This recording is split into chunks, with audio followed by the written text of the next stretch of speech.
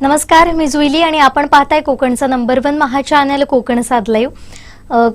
काल देवगड नंतर आज आपण आढावा घेणार आहोत कणकवली तालुक्यातल्या घटनांचा, मागोवा घेणार आहोत 2023चा आणि आज आपल्या सोबत जोडले गेलेत कणकवली करेस्पॉन्डंट उमेश भुचडे। उमेशजी, 2023 हे वर्ष कणकवलीकरांसाठी कसं गेलं आणि काय काय घडलं यावर्षी? निश्चितच जुईली महत्वाची आपण जो विशेष हा जो मागोवा 2023 घेतला तो खूप महत्वाचा आहे। आपण बघितलं कणकवलीमध्ये जर जानेवारी पासून ते म्हणजे जानेवारी 2023 पासून ते डिसेंबर 2023 पर्यंत खूप महत्वाच्या घडामोडी या कणकवलीमध्ये घडलेल्या आहेत। म्हणजे त्याच्यामध्ये जर आपल्याला बघायला गेलं तर पहिल्यापासून सांगते मी की जानेवारी महिन्यामध्ये कणकवली पर्यटन पहिला असतो, महोत्सव असतो मोठा पहिला, म्हणजे उत्साहाचं असतं, जानेवारीचं महिन्यात स्वागत असतं। त्यानंतर क्रीडा स्पर्धा, कबड्डी स्पर्धा वगैरे असतात आणि या महत्वाच्या घटना असतात त्या आपण ह्या आजच्या या मागोवामध्ये सांगणार आहोत वर्षभरातल्या। या जानेवारीमध्ये ज्या दोन एक पर्यटन महोत्सव असतो, त्यानंतर मग कबड्डी स्पर्धा असतात जानेवारीमध्ये, त्यानंतर फेब्रुवारीमध्ये अंगणवाडी जत्रा असते आणि त्यासाठी कणकवली मुंबई चाकरमानी मोठ्या प्रमाणात ते येत असतात आणि कणकवलीतूनच जाण्याची मोठी व्यवस्था केली जाते, प्रशासन देखील सज्ज असतं। बघायला गेलं तर कणकवली ही राजकीयदृष्ट्या संवेदनशील आहे। राजकीय घडामोडी ह्या कणकवलीमध्ये बऱ्याच घडत असतात। मग प्रत्येक पक्षाचे जे कार्यकर्ते महत्व आहे, म्हणजे आमदार असतील, त्यानंतर मग नेते असतील किंवा जिल्हाध्यक्ष असतील, हे कणकवलीमध्येच राहतात आणि कणकवलीतील राजकीय घडामोडी या मोठ्या घडत असतात आणि त्यानंतर मग या अशा पद्धतीने वेगवेगळ्या राजकीय म्हणजे हेवेदावे असतील, एकमेकांवर आरोप प्रत्यारोप हे कणकवली चालू असतात। तशाच पद्धतीने फेब्रुवारी महिन्यामध्ये हे सर्व पण झालेलं होतं, राजकीय आरोप प्रत्यारोप झालेले होते।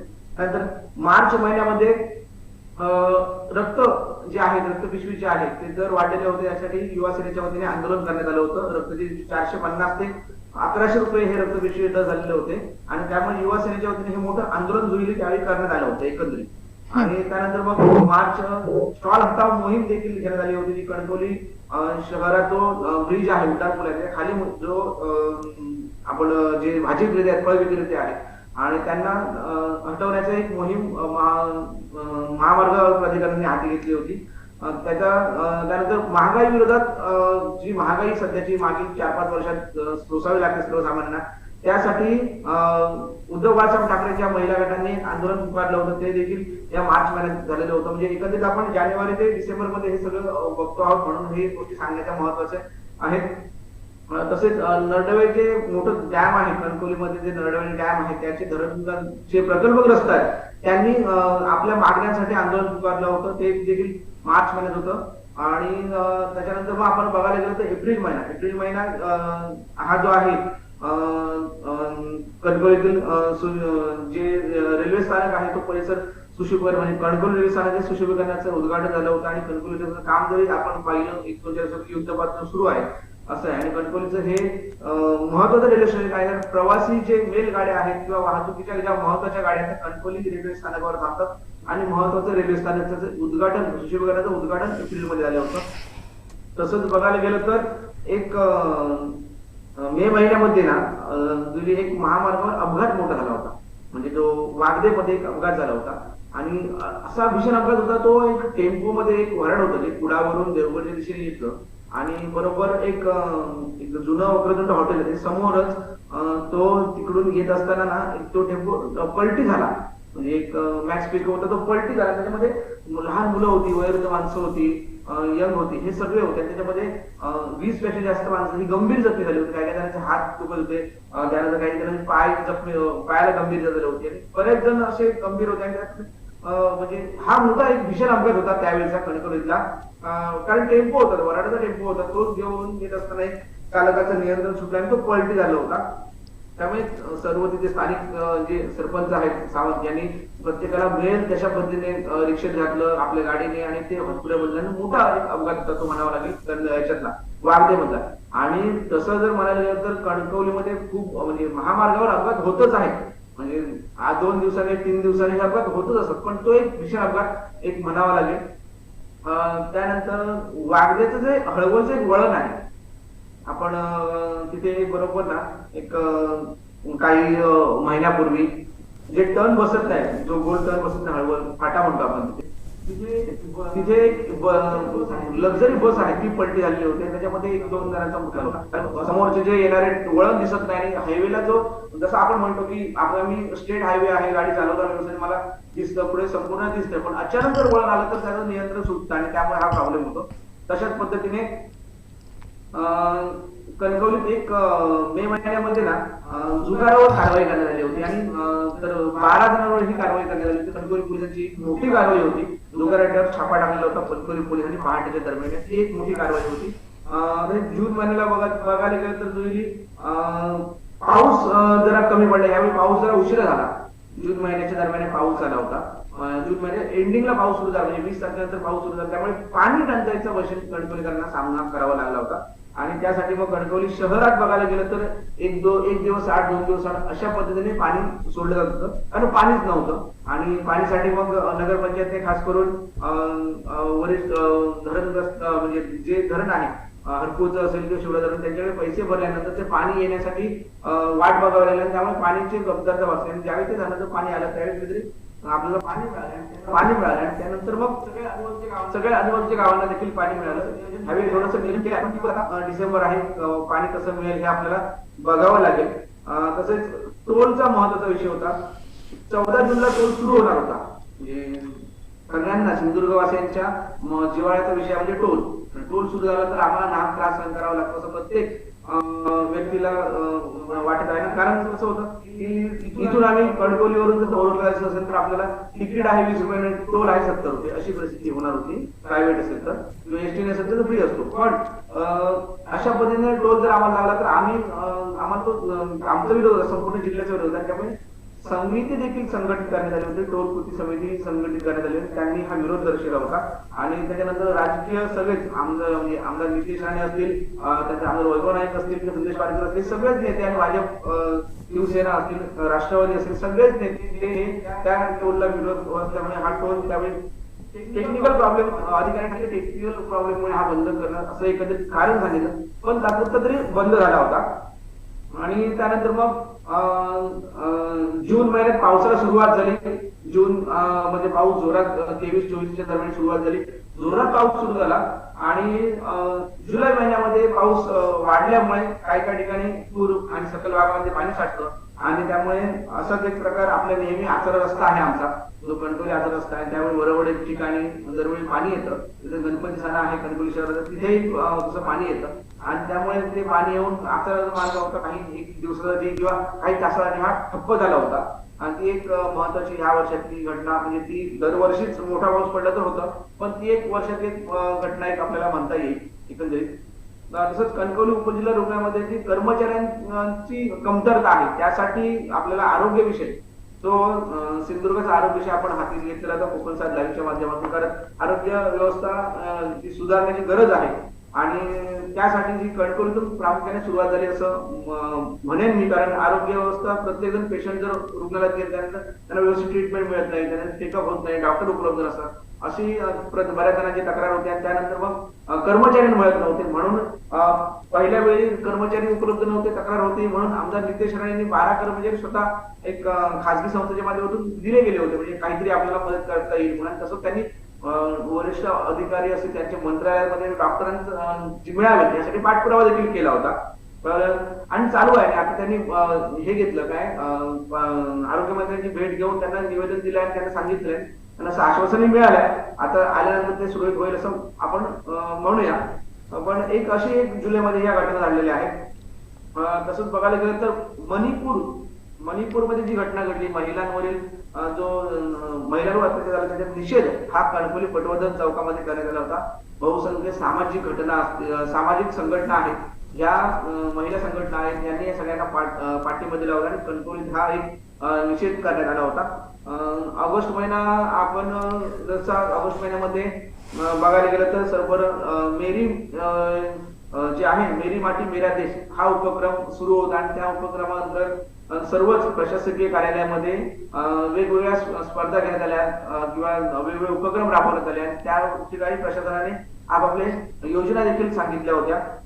कणकवली तालुक्यात नवीन ग्रामपंचायत एक झालेली होती, महत्वाची ग्रामपंचायत नवीन कुर्ली ग्रामपंचायत ही गेली कित्येक वर्ष ही प्रस्तावित होती ग्रामपंचायत आणि सर्वच पक्षांनी म्हणजे आता तसं बघायला गेलं तर प्रत्येक पक्षांनी शेवट आहे काम केलं, मी ते केलं, पण महत्वाचं म्हणाल की ग्रामस्थांना एक ग्रामपंचायत मिळाली आणि बऱ्याच वर्ष प्रलंबित झालेला प्रश्न होता तो सुटलेला आहे. तसंच जानवली ब्रिजवर जिथे संपतो म्हणजे मी तर मगाशी अपघाताचा विषय बोललो पहिली, तर हे अपघात कणकवली महामार्गावर मोठ्या प्रमाणात झाले. म्हणजे उड्डाण पुलावर असेल किंवा वागदे असेल, जानवली असेल आणि महामार्ग एकंदरीत हे अपघात मोठ्या प्रमाणात झाले. महातुरात सगळ्यांचे खूप बळी गेले आहेत आणि कुठे ना कुठेतरी म्हणजे मिडल कट जे असतात हायवेला मध्येच मिडल कट त्याच्यामुळे हे अपघात झालेले आहेत.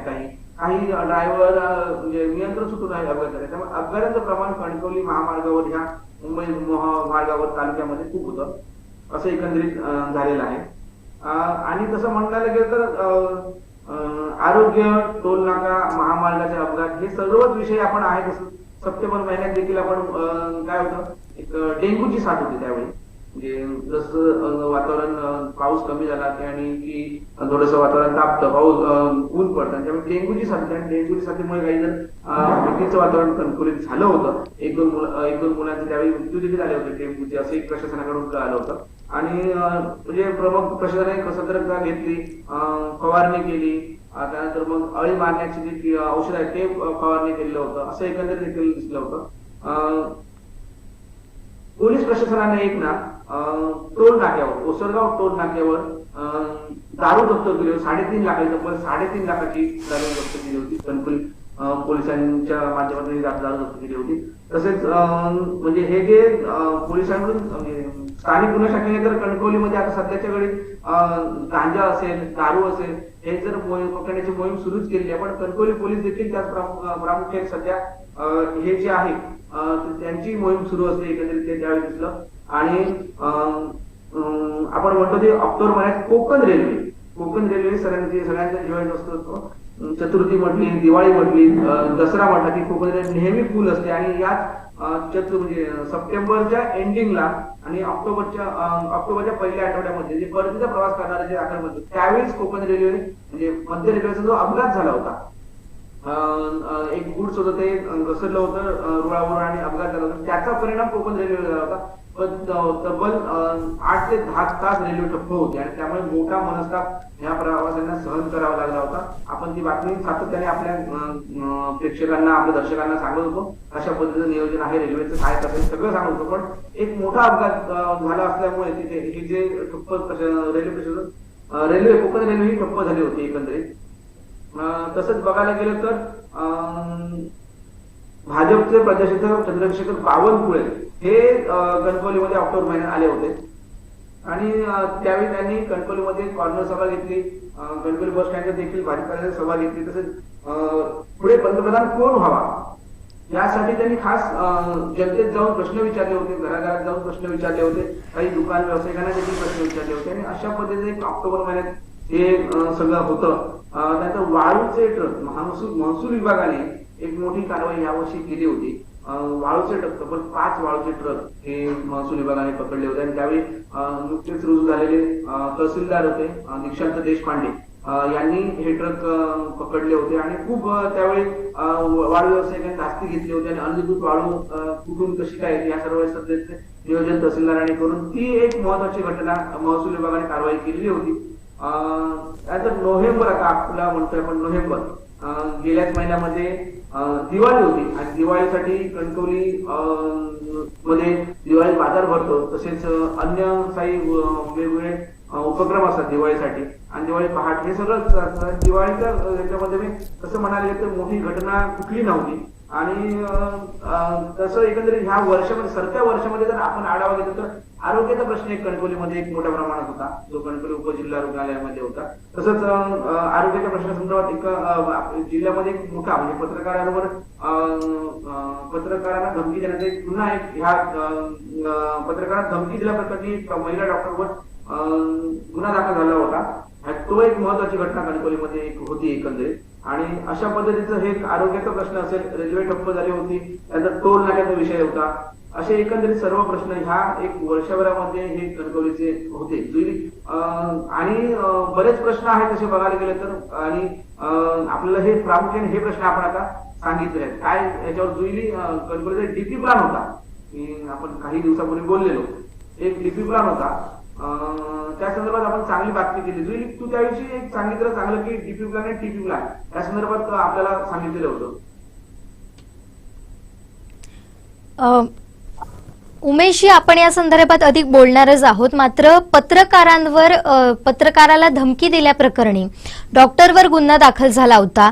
पत्रकार संरक्षण कायद्याअंतर्गत अशा पद्धतीचा गुन्हा दाखल होण्याची पहिलीच वेळ होती. त्यामुळे कुठेतरी पुन्हा एकदा पत्रकार संरक्षण कायदा, त्याचं महत्त्व आणि त्याची झालेली अंमलबजावणी या दृष्टीनं ही घटना फार महत्त्वाची होती. त्याबद्दल सविस्तरानं काय सांगाल? निश्चितच आपण ज्यावेळी जुईली पत्रकार म्हणून आम्ही ज्यावेळी ग्राउंड लेवलला काम करतो त्यावेळी समस्या मांडत असतो, म्हणजे सर्वसामान्यांच्या समस्या मांडत असतो. मग ते कृषी विभाग असेल, आरोग्य विभाग असेल, महसूल विभाग असेल, MSCB, कुठलेही विभाग असू दे, सर्वसामान्य नागरिकांना न्याय मिळत नाही. तो न्याय मिळवून देण्याचं काम आपण करतो, चौथा स्तंभ म्हणून करत असतो. आणि त्यावेळी जर समजा एखादी बातमी आपण लावली आणि ती बातमी जर ही आपली चुकीची बातमी वाटली तर त्यांना त्याची शहानिशा करावी, त्यांना विचारावं अशी एक आपली म्हणणं असतं. किंवा जर असेल तर बाबा त्याचं काय नेमकं म्हणणं ही आपण दुसरी बाजू घेऊ शकतो. पण असं न विचारता डायरेक्ट त्यांना धमकी देणं हे चुकीचा प्रकार होता त्यावेळी. आणि त्यामुळे धमकी दिल्याप्रकरणी हा एक गुन्हा दाखल झाला होता. कणकवलीतील भगवान लोके हे पत्रकार आहेत, त्यांना एक आचरेकर डॉक्टर, महिला डॉक्टर म्हणून आहे, त्यांनी धमकी दिली होती. आणि तो जो गुन्हा आहे कणकवली पोलिसांना दाखल झाला, त्यांच्या विरोधात दाखल झाला होता, डॉक्टरांच्या विरोधात. आणि पत्रकार म्हणून आपल्याला जे आपण काम करतो सर्वसामान्यांचे प्रश्न मांडण्यासाठी, कारण आपला त्याचा हेतू स्वच्छ असतो की सर्वसामान्य न्याय मिळावा. बरोबर बरोबर. जर पत्रकार असतील तर पत्रकार न्याय करायला मागा. हा गुन्हा दाखल किंवा ही धमकी दिली होती ती म्हणजे आरोग्यासंदर्भातली बातमी जी पत्रकार भगवान लोके यांनी दिली होती, त्यामुळे हा सगळा प्रकार घडल्याचं आपल्याला पाहायला मिळालं. पण आरोग्याची परिस्थिती जर आपण पाहिली तर अतिशय दयनीय आहे. म्हणजे जिल्हाभरातली आपण कोकणसात लाईव्हच्या माध्यमातून आपल्या दर्शकांपर्यंत पोहोचवली आणि तशा पद्धतीच्या प्रतिक्रिया सुद्धा उमटलेल्याच आपल्याला पाहायला मिळत आहे. मात्र आरोग्याची अवस्था कणकवलीत कशी आहे सध्या आणि त्यावरून घडलेल्या घटना नेमक्या कोणत्या आहेत? जुई, आपण बघितलं की कणकवलीमध्ये आरोग्याची जी परिस्थिती आहे तर तांत्रिक बाबी म्हणजे टेक्निकल जे आपण म्हणतो एक मशिनरी आहे किंवा ज्यावेळी आपण एक्सरे काढतो त्याची ती प्रिंट मिळत नाही, फोटो दिला जातो, ती मशिनरी आहे. त्यानंतर सोनोग्राफीची मशीन आहे, त्याच्या संदर्भात टेक्निशियन नसतो. त्यानंतर दुसरी गोष्ट म्हणजे ज्यावेळी आपण महिला म्हणजे भूलतज्ञ म्हणजे प्रसूतीची गायनॉलॉजी महिला उपलब्ध असतील तर भूलतज्ञ उपलब्ध नसतात. आणि त्यामुळे हे जे डॉक्टर असतील किंवा तज्ञ व्यक्ती जर उपलब्ध नसतील तर तिथे पेशंटला जाऊन का उपयोग होत नाही. मग डॉक्टर काय करतात, ते बाहेर रेफर करतात आणि त्यामुळे लोकांचा रोष वाढतो. गव्हर्नमेंट म्हणतं की आपण सगळं मोफत देतो, पण ज्यावेळी पेशंट आल्यानंतर त्याचा काय त्याला फायदा होत असेल तर मोफत देऊन उपयोग काय. त्यामुळे ह्या प्रामुख्याने म्हणजे आता तर सध्यापर्यंत बघितलं की आता सध्या कणकवलीचे इन्चार्ज कणकवली उपजिल्हा किर्लोस्कर सर आहेत, त्यांनी हे सगळं मुद्दे आपल्या वरिष्ठांकडे मांडलेले आहेत. त्यांच्या माध्यमातून हे सर्व चालूच आहे. पण हळूहळू काय सुधारणा होते, कारण आताच सगळं आमदार आणि मंत्र्यांनी जे आरोग्यमंत्री आहेत त्यांच्याकडे सगळं पाठवलेलं आहे आणि त्यांनी एका महिन्यात हे सगळं पूर्वत करून घेतो म्हणून सांगितलं. हालचाली सुरू आहे पण अजून कसं म्हणावं तसं हे पूर्ण प्लेसने किंवा पूर्ण हे चालू झालं नाहीये. लवकरात लवकर डॉक्टर, जे महत्वाचे डॉक्टर नसतात ते डॉक्टर उपलब्ध व्हायला पाहिजे. आणि स्टाफ असेल, सफाई कर्मचारी स्टाफ असेल, अँब्युलन्सचे ड्रायव्हर असतील किंवा अन्य जे नर्स असतील, हे स्टाफ जर उपलब्ध वेळेवर झाला ना तर सगळ्याच रुग्णांना व्यवस्था सोयी सुविधा मिळतील एकंदरीत. एकंदरीत जर आपण पाहिलं तर टोल नाका अतिशय महत्वाचा होता आणि ओसरगावचा टोल नाका सुरू होणार ही जेव्हा बातमी प्रसारमाध्यमातून समोर आली होती त्यावेळी मात्र आक्रमक पवित्रा सर्व पक्षांनी घेतला होता, आंदोलनं सुद्धा झाली. त्यामुळे पहिल्यांदा हा जो टोल नाका होता तो तात्पुरता बंद करण्यात आला होता. त्यानंतर काही दिवसांनी हा टोलनाका सुरू झाला होता. मात्र पुन्हा एकदा अशाच पद्धतीनं म्हणजे तिकडचे स्थानिक असतील ज्यांचे हायवेमध्ये घरं गेली आहेत त्यांचं असं म्हणणं होतं की त्यांना मोबदला मिळाला नाहीये. काय नेमकी परिस्थिती आहे या हायवेची आणि एकंदरीत हा टोलनाका नेमका सुरू होणार आहे का आणि सुरू झाल्यास त्याचे कसे पडसाद हे सिंधुदुर्ग जिल्ह्यात उमटू शकतात? निश्चितच जुई तू म्हणतेस बरोबर आहे. ज्यावेळी टोल नाका सुरू होतं किंवा रस्त्याचे काम सुरू होतं त्यावेळी महामार्गाचे जे काम सुरू असताना किंवा त्यांची जमिनी गेल्या त्यांना मोबदला मिळाला. पण ज्या ठिकाणी टोल नाका उभारला, टोल नाक्याचं ऑफिस उभारलं, तिथले जे रहिवासी होते ते जमीनदार होते त्यांनाच मोबदला मिळाला नाहीये. त्यामुळे ज्यावेळी टोल नाका सुरू होण्याची बातमी पसरली आणि त्यावेळी त्या तिथल्या जमीनदारांनी त्या टोल नाक्याच्या जमीन आहे आपली जे ऑफिस आहे त्या ऑफिसला टाळ ठोकलं होतं आणि त्यामुळे कुठेतरी हा प्रश्न वाढला होता. म्हणजे तुम्ही जमिनीचे पैसेच नाही दिले आणि टोल नाका सुरू करताय, टोल नाक्यावर स्वच्छतागृह नाही आहे, त्याच्याच पद्धतीने लाईट्स पाहिजे तशा नाहीयेत, म्हणजे विद्युतीकरण पाहिजे तसं नाहीये किंवा तांत्रिक अडचणी बऱ्याच होत्या. महामार्गावर अपघात झाल्यानंतर अँब्युलन्स जायला पाहिजे ती नसते. त्यानंतर जर बघायला गेलं तर टोल नाक्यावर आल्यानंतर प्रत्येकाला एक वॉशरूम स्वच्छतागृह हा महत्वाचा विषय असतो, तो नसतो. म्हणजे हे सगळे मुद्दे बाजूला जाते आणि डायरेक्ट तुम्ही टोल नाका सुरू करताय. त्यामुळे इथे नागरिकांचा रोष आहे. हा टोल नाका सुरूच होऊ नये असं त्यांनी सांगितलं. आणि जिल्हा कृती समिती म्हणजे टोल नाका विरुद्ध कृती समिती ही जिल्ह्याच्या संपूर्ण संघटित एक प्रवाशांनी येऊन बनवलेली आहे. टोल नाका बंदच करायचं असं ठरवलं. आम्हाला टोलच जायचं नाही आणि टोल देऊ शकत नाही अशी एक भूमिका घेतली. त्यात राजकीय पक्षांनी देखील त्यांना पाठिंबा दिलेला आहे. म्हणजे ते आमदार नितेश राणे आहेत, आमदार वैभव नाईक आहेत, संदेश पाडकर आहेत जिल्हाध्यक्ष, शिवसेनेचे म्हणजे शिंदे गटाचे जिल्हाध्यक्ष संजय आग्रे, सगळ्यांनीच एकंदरीत सांगितले. मनसेचे माजी आमदार परशुराम उपरकर आहेत, त्यांनी देखील सांगितलं. म्हणजे सगळेच जणांनी हे सांगितलं की आम्हाला टोल नको आहे. आता टोल नाक्याचा मुद्दा आलेला आहे आणि त्याचबरोबर हायवेचा सुद्धा मुद्दा आलेला आहे. मात्र हायवेवर सध्या आपण पाहिलं तर अपघातांचं प्रमाण हे प्रचंड वाढलेलं आहे. दिवसागणिक एखादा अपघात कणकवलीत होतच असतो, हायवेवर होतच असतो आणि याला कारणीभूत ठरतात ते मिडल कट. तर याची नेमकी परिस्थिती काय आहे कणकवलीत?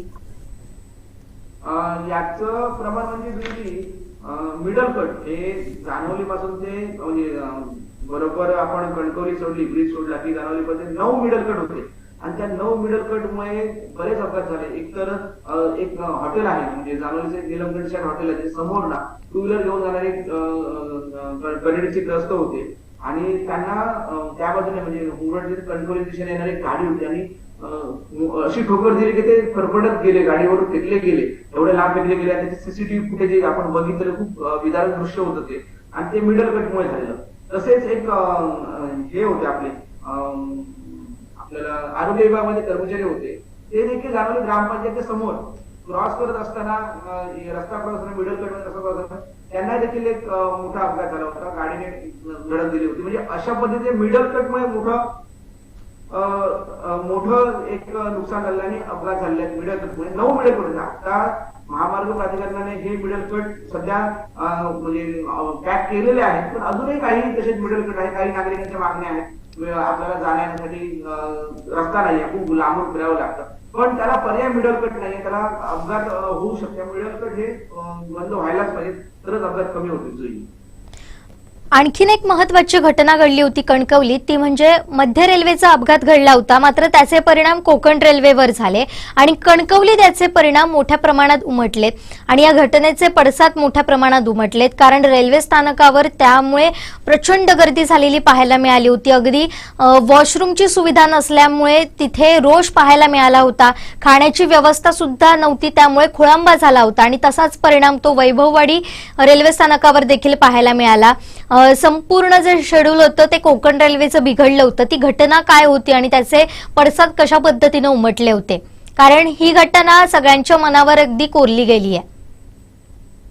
हो, जुई तू म्हणतेस बरोबर आहे. ज्यावेळी ऑक्टोबर महिन्यात सप्टेंबरच्या नंतर जे चतुर्थी संपते आणि त्यावेळी परतीच्या प्रवासासाठी जे प्रवासी जात होते आणि त्यावेळीच मध्य रेल्वेचा जो अपघात झालेला, मध्य रेल्वेचे जे हे आहे काय मालवाहू हे रेल्वे असते आणि त्या रेल्वेचा अपघात झाला, त्याच्यात 2 डबे घसरले होते आणि त्याचा परिणाम कोकण रेल्वेवर झाला आणि तो कोकण रेल्वेवर झालेला परिणाम आहे आणि त्यामुळे तब्बल 10 ते 12 तास रेल्वे ठप्प झाली होती आणि कणकवली रेल्वे स्थानक असेल, खारेपाटण असेल, वैभववाडी असेल, त्यानंतर कुडाळ असेल, सर्वच रेल्वे स्थानकावर मोठ्या प्रमाणात जे प्रवासी होते ते अडकले होते. काही जणांना माहिती नव्हतं रेल्वे आज लेट येणार आहे, उशीर येणार आहे, काहींना मेसेज दिले नव्हते. म्हणजे अशी एक परिस्थिती झाल्यामुळे प्रवाशांची मोठा मनस्ताप झाला होता. लहान मुलं होती, वयस्कर माणसं होती आणि रेल्वे स्थानकावर एवढी मोठी व्यवस्था नव्हती. जसं म्हणालीस की स्वच्छतागृह असेल, पिण्याच्या पाण्याची सोय असतील किंवा अन्य जे सगळ्या सोयी सुविधा असतील त्या उपलब्ध नव्हत्या. त्यामुळे नागरिकांमध्ये कुठेतरी रोष निर्माण झालेला आणि मोठी नागरिकांची प्रवाशांची मोठी गैरसोय झाली त्यावेळी. आता अगदी शेवटचा मुद्दा आणि अगदी शेवटच्या म्हणजे या वर्षातल्या अगदी शेवटच्या घटनेचं आपण पाहिलं तर कणकवलीकरांसाठी अत्यंत महत्वाचा मुद्दा तो म्हणजे कणकवली विकास आराखड्याचा ज्याला आपण डीपी असं म्हणतो.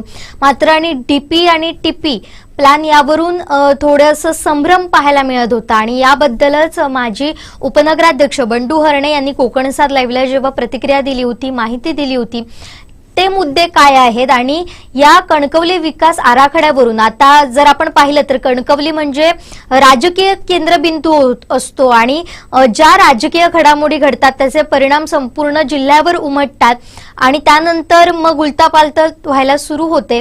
तर कणकवली विकास आराखड्यात याचा परिणाम कसा होणार आहे एकंदरीत राजकारणावर देखील आणि कणकवली वासियांवर देखील? तू म्हणतेस की टीपी आणि डीपी हे काय हे आधी प्रामुख्याने प्रत्येक कणकवलीकरांना, कणकवली नागरिकांना समजायला पाहिजे. कारण टीपी म्हणजे बघायला गेलं तर नगररचना योजना जी आहे त्या टीपीच्या असतात. योजना असं म्हणतात म्हणजे काय, असं काय असतं. त्यानंतर त्यामध्ये जो एक नगरपंचायत अधिनियम 1966 मधील प्रकरण क्रमांक 5 मधील तरतुदीनुसार विकास योजनांच्या अंमलबजावणीसाठी नगर रचना योजना राबवल्या येते. हे टीपी मधून करण्यात येतं आणि नगर रचना योजनेमध्ये सर्व जमिनीचे एकत्रित करून त्यामधून आरक्षित क्षेत्र काढून घेऊन जमिनीचे मालकीचे प्रमाणात पूर्व वाटप करण्यात येते. यास लँड पब्लिक अँड रिस्ट्रक्चर असं लँड असे म्हणतात त्याला आणि त्याला टीपी असं म्हणता येईल आपल्याला. आणि त्यानंतर नगर रचना योजनेमध्ये कोणत्याही स्वरूपाचे सक्तीचे पण केले जात नाही. म्हणजे टीपी मध्ये कसं त्यांचा जो हे असतं योजना असतात टीपीच्या त्या योजना राबवल्या जातात टीपी म्हणजे एकंदरीत. आणि डीपी म्हणजे जर बघायला गेलं तर काय असतं, त्यावेळी कणकवली विकास आराखड्याची अंमलबजावणी असते. ती अंमलबजावणी कणकवली कशी असावी, भविष्यातली कणकवली कशी असावी त्याचं नियोजन असतं. मग त्याच्यामध्ये नवीन भूसंपादन प्रक्रिया 2023 अधिनियम 2023 येतं आणि त्याच्यामध्ये जी सुरू असतं किंवा कुठल्या ठिकाणी कोणकोणत्या सोयी म्हणजे गार्डन असेल, त्यानंतर आरोग्य राखीव जागा असेल, वैद्यकीय हॉस्पिटल जागा असेल किंवा क्रीडा क्षेत्र असतील, क्रीडांगणासाठी जागा असेल, म्हणजे अशा पद्धतीने सर्व जे असतील ते नियोजन असतं या कणकवली विकास आराखड्याचं. आणि त्या दृष्टिकोनातून मागेच आपल्याला कणकवली उपनगराध्यक्ष बंडू हरणे यांनी सांगितलं की कणकवली विकास आराखडा हा आम्ही प्रामुख्याने तयार केला आणि तो चांगला आहे. भविष्यात नक्कीच तो लोकांना आवडेल, त्याचं समोर येईलच सर्व. पण तो एकंदरीत आवडणारा असेल आणि त्यात विकास योजनेचा अंमलबजावणी खालील पद्धतीने केली जाते. म्हणजे टीपी मध्ये ते मी थोडक्यात एक मुद्दे वाचतो. विकास योजनेमधील आरक्षित सार्वजनिक भूखंड व रस्ते या अंतर्गत जमिनीचा ताबा खालील प्रमाणे देणे घेणे. नवीन भूसंपादन अधिनियम 2023 नुसार खासगी वाटाघाटीने जमिनीचे मोबदला विकास हस्तांतरण हक्क ETR एक स्वप्नात घेणे. नगर रचना योजना राबवून विकास योजनेची अंमलबजावणी करता येते. ह्या डीपी प्लॅन मध्ये हे सगळं करता येतं. म्हणजे एकंदरीत डीपी प्लॅन म्हणजे कणकवलीकरांच्या हितात असतो, विकास आराखडा असतो आणि तो विकास आराखडा जो आहे तो आता सध्याच्या वेळेस बनवण्याचं काम सुरू आहे. अजून बनवलं असेल पण तो पुढे येत नाही. विरोधकांनी त्या संदर्भात आवाज उठवला होता की लवकरात लवकर डीपी प्लॅन जाहीर करा, गैरसमज होत आहेत आणि तुम्हाला जर माहिती असेल तर स्वतः तुम्ही तो माहिती असून लपवला आहे काय, असा एक आरोप सुशांत नाईक किंवा सुशांत नाईक यांनी केला आहे. तसं त्याला माजी नगराध्यक्ष बंडू हरणे यांनी देखील प्रत्युत्तर दिले आहे. तसं काय नाही असं देखील सांगितलेलं आहे. पण हे आरोप प्रत्यारोपांनी कणकवलीची नगरपंचायत आहे, आता प्रामुख्याने जी नगरपंचायत ते आता सध्या प्रशासक आहे त्याच्यावर. त्यामुळे निवडणूक तर सध्या नाहीये पण आता समजा जर निवडणूक लागली तर ती कधी लागेल, त्यानंतर नागरिकांचं प्रत्येकाचं मत काय आहे आणि त्याच्यामुळे हे आरोप प्रत्यारोप होत आहे एकंदरीत. उमेशजी, जिल्ह्याचं राजकीय केंद्र म्हणून कणकवलीची ओळख आहे आणि या कणकवलीत डिसेंबरमध्ये एक घटना घडली होती आणि त्या घटनेची चर्चा संपूर्ण राज्यभर झाली होती आणि ही घटना होती अर्थात केंद्रीय मंत्री नारायण राणे आणि शालेय शिक्षण मंत्री दीपक केसरकर यांची. कारण आपण जर पाहिलं तर जेव्हा मंत्री दीपक केसरकर हे राष्ट्रवादीत होते त्यावेळी राष्ट्रवादीतून जेव्हा ते शिवसेनेत गेले आणि तेव्हापासून आपण पाहतोय की दीपक केसरकर आणि नारायण राणे यांच्यामधलं वैर दिसून येत होतं. एकही हे दोन्ही दिग्गज नेते संधी सोडत नव्हते आरोप प्रत्यारोप करण्याची किंवा एकमेकांना कमी दाखवण्याची. मात्र बदललेल्या राजकीय परिस्थितीनंतर ही झालेली भेट आणि ती सुद्धा मंत्री दीपक केसरकर यांनी थेट केंद्रीय मंत्री नारायण राणे यांच्या बंगल्यावर जाऊन त्यांची भेट घेतली होती. तर ही भेट कशा संदर्भात झाली होती आणि त्याचे पडसाद कसे उमटले होते? जुली, तू म्हणतेस ते बरोबर आहे. जिल्ह्याच्या राजकारणाची घटना ही देखील कणकवलीत मोठी घडली होती. गेली कित्येक वर्ष हे दोन नेते एकत्र येत नव्हते किंवा आल्यानंतर त्यांची चर्चा होत नव्हती, अशी घटना होती. आणि शिक्षण मंत्री दीपक केसरकर हे स्वतः केंद्रीय मंत्री नारायण यांच्या बंगल्यावर येऊन भेटत म्हणजे महाराष्ट्र राजकारणातली ही मोठी गोष्ट होती. पण ती भेट कशासाठी होती हे एकंदरीत समोर आलं. त्यावेळी विचारलं आम्ही मंत्री दीपक केसरकर यांना, तर त्यांनी सांगितलं की जिल्ह्यातील बीएड बेरोजगारांचा जो प्रश्न आहे त्यासाठी आपण आणलं. कारण ज्यावेळी केंद्रीय मंत्री नारायण राणे यांनी जे बीएड बेरोजगारांसाठी जे उपोषण झालं ओरोसमध्ये, त्यावेळी त्यांनी भेट घेतली होती आणि त्यांनी सांगितलं, शब्द दिला होता की आपण ह्या बीएड धारकांना लवकरात लवकर प्रश्न मार्गी लावू, असा एक शब्द दिला होता. आणि म्हणून केंद्रीय मंत्री नारायण राणे यांनी ही शिक्षण मंत्र्यांना बोलावून घेतलं होतं असं त्यावेळी सांगण्यात आलं. केंद्रीय मंत्री यांनी देखील ते सांगितलेलं होतं. आणि जे शिक्षण मंत्री केसरकर यांनी देखील सांगितले की लवकरात लवकर हा प्रश्न सुटावा. त्यावेळी आपण बघितलं की बंगल्यावर परिस्थिती होती की हे बीएडचे जे हे होते सगळेजण युवक होते पदवी प्राप्त करणारे, ते देखील तिथे आलेले होते आणि त्याच्यासाठी ही बैठक होती असं बोललं जात आहे. पण राजकीय दृष्ट्या त्याच्यात अन्य काही अजून पुढे येत नाहीये. पण जिल्ह्याच्या राजकारणात ही महत्वाची घटना होती. भविष्यात समजा सावंतवाडीमध्ये दीपक केसरकर सध्या शिवसेनेच्या तिकिटावर जर लढण्याची इच्छा असेल किंवा त्याच्याबद्दल काही चर्चा झाली असेल तर ते काय अजून त्यांच्यात समजलं नाहीये, पुढे आलं नाहीये एकंदरीत. पण ही त्यांनी बोलताना सांगितलं की हे एक आपलं बीएड बेरोजगारांच्या विषयात ही बैठक होती म्हणून. धन्यवाद उमेशजी. 2023 मध्ये कणकवलीत घडलेल्या संपूर्ण घटनांचा तुम्ही आढावा घेतलाय, मागोवा घेतलाय आणि महत्त्वपूर्ण अशी माहिती दिली, त्याबद्दल आपले आभार. आता इथंच थांबतोय. तर आपण पाहिलं की या ज्या घटना होत्या त्या कणकवलीत घडलेल्या होत्या आणि त्याचा परिणाम हा संपूर्ण जिल्ह्यावर उमटलेला होता. केंद्रीय मंत्री नारायण राणे आणि शालेय शिक्षण मंत्री दीपक केसरकर यांच्या भेटीची चर्चा ही संपूर्ण राज्यात झाली होती आणि त्याचे पडसाद अजूनही उमटताना आपल्याला दिसतात. आता इथंच थांबणार आहोत, मात्र उद्या भेटणार आहोत ठीक 5 वाजता कुडाचा मागोवा घेऊन. आता इथंच थांबतोय. पाहत रहा कोकणचं नंबर 1 महा चॅनल कोकण सात लाईव्ह. धन्यवाद.